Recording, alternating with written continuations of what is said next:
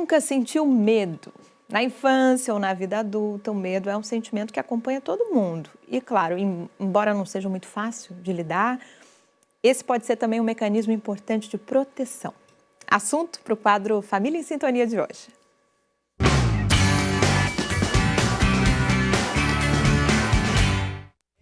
Embora em diferentes fases da vida os medos também sejam diferentes, lá estão eles nos acompanhando. Medo de me expressar, medo de falar, porque nem sempre a gente vai agradar a todos, então essa é minha preocupação, é um medinho que dá em mim, né? Eu tenho medo das escolhas que eles vão tomar.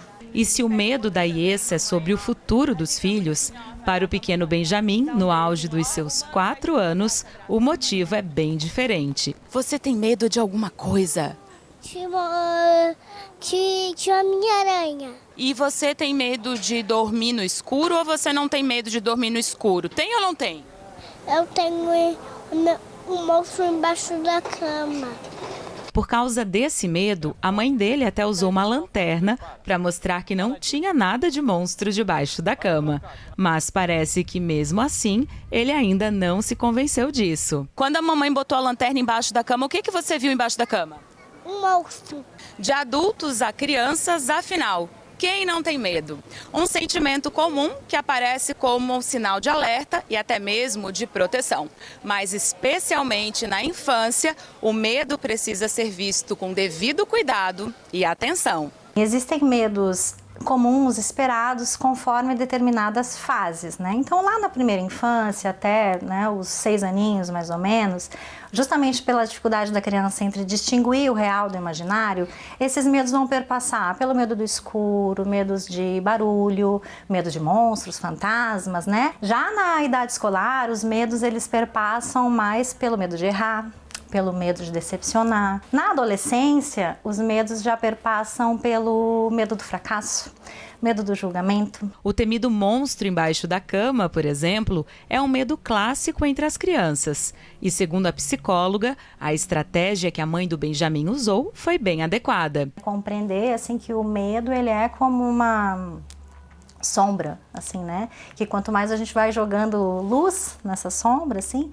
mais a gente vai ampliando esse conhecimento, essa percepção e esse medo ele vai diminuindo, né? E o nosso papel enquanto pais, cuidadores, profissionais, né, adultos de uma forma geral, é segurar junto essa lanterna, né? E para ajudar os pequenos, existem também outras formas lúdicas de oferecer apoio no enfrentamento do medo. Podemos construir uma caixinha, a caixinha da coragem, onde ela vai desenhar o medo, vai colocar ali dentro, vai tentar construir alguma forma de enfrentar esse medo. Antes de dormir, ela coloca aquele medo ali dentro, né? Qualquer situação que ela conseguiu por um tempo enfrentar, mesmo com medo, é uma vitória e é isso que a gente precisa olhar. No dia a dia do consultório, a psicóloga utiliza brincadeiras para trabalhar os sentimentos comuns ao universo infantil.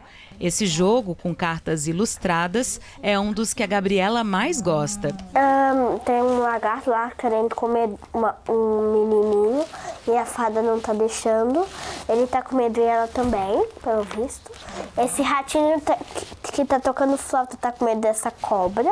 E como é comum ter medo diante de novas situações, no meio da nossa entrevista, a Gabriela não se sentiu à vontade e chamou a mãe para perto. Mãe é uma coisa boa para ajudar quando a gente tem medo? E é um ótimo bracinho para dormir. E se mais nova o medo era do escuro e também do lobisomem, agora, aos 9 anos, a coisa é diferente. Aí é medo de aceitação, medo, né, de vai estar indo para um lugar que não vai conhecer ninguém. Antes, se vai ter criança, ela queria ir. Agora vai ter alguém que eu conheço. Então eu acredito que isso também seja um medo, né? Um medo, será que eu vou interagir? Será que vão brincar comigo? É importante a gente pensar que o medo ele não significa a ausência de coragem, né? Que é justamente a gente conseguir fazer esses pequenos enfrentamentos, mesmo com o coração acelerado, né? Quantas lições, né, nessa entrevista, nessa reportagem da Thaís, que bacana. Doutora Thalita Tonin, seja muito bem-vinda. Obrigada, Marta. Olá, Santa Catarina, pessoas que nos acompanham. Vamos falar hoje de medos, então? Maravilha. Eu quero saber, para começar, como lidar, então, com esses medos que são muito comuns na infância, né? Bom, primeiro é importante a gente saber que o medo da criança não é invenção para chamar a tua atenção.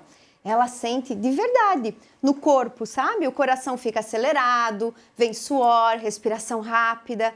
O nosso papel de pai e mãe é transformar esse estou em perigo em estou segura. A criança ela ainda está aprendendo a separar o imaginário do real. Então o vento pode virar um monstro ou a sombra um fantasma. E o erro mais comum dos pais, sabe qual é? É tentar convencer, dizendo, não tem nada aí, para com isso. Para a criança, essa fala, não acalma, porque o medo dela é real. O que funciona é entender. Eu entendo que você está com medo e eu estou aqui com você. Perceberam essa diferença entre tentar convencer e entender? A criança, ela se sente vista quando a gente entende ela, acolhida e compreendida de verdade. Depois disso, o adulto ainda pode trazer segurança, com gestos mais práticos. Então, mostrar o quarto junto, verificar atrás da porta, usar uma lanterna para iluminar. O medo ele não desaparece com argumentos e com a nossa palestrinha, mas com experiências de checar junto e assim a criança aos poucos se sentir segura, Marta. Bom, a gente viu alguns relatos ali na reportagem, mas quais são as estratégias, algumas que os pais podem usar para ajudar a criança a enfrentar esses medos? Vamos lá. As crianças elas elaboram as emoções através do lúdico. Então, por isso, usar a brincadeira é uma estratégia bem poderosa. Então, se ela tem medo do escuro, a gente pode criar um spray mágico contra monstros, com um borrifador, água e uma essência. Se tem medo de fantasmas, podemos desenhá-los juntos e transformá-los em figuras engraçadas. E também é possível brincar de caçadores do medo, colocando o adulto e a criança como uma equipe para enfrentar juntos. Outra ferramenta bem importante, gente, é a previsibilidade.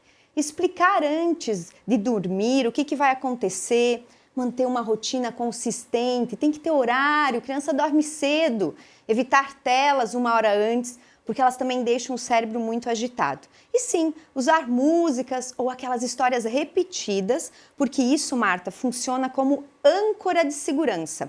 A criança já conhece, fica repetindo e fica calma ao ouvir.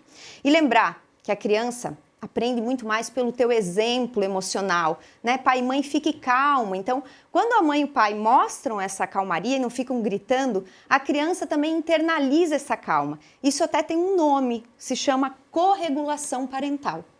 Doutora, semana que vem temos o Halloween. Temos. Como é que essa data pode ser usada, então, como uma oportunidade positiva para conversar sobre medo, sobre a imaginação infantil e até sobre a morte, porque acaba respingando nesse tema. Verdade, gente. O Halloween, ele traz símbolos que mexem mesmo com o imaginário. Então tem caveira, fantasma, bruxas. E para a criança pequena, que ainda não separa bem essa fantasia da realidade, isso pode ser vivido como uma ameaça bem real.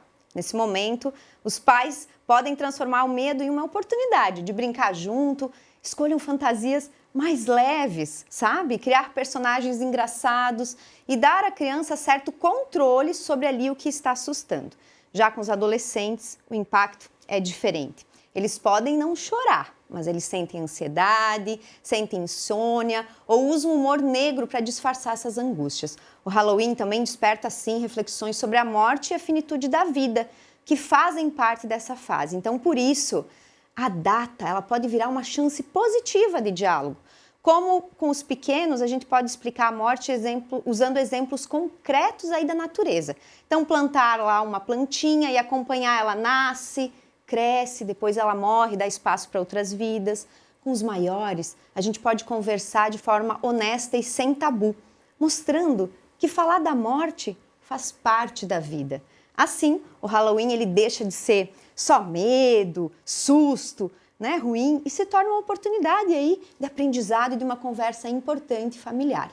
Gente, eu falo de famílias, eu cuido de famílias, sempre aqui no Família em Sintonia, também lá no meu Instagram, no @Thali_positivacão. Maravilha aprender com você, Thalita. Obrigada por mais um dia de Família em Sintonia aqui com a gente. Até breve, gente. Até mais.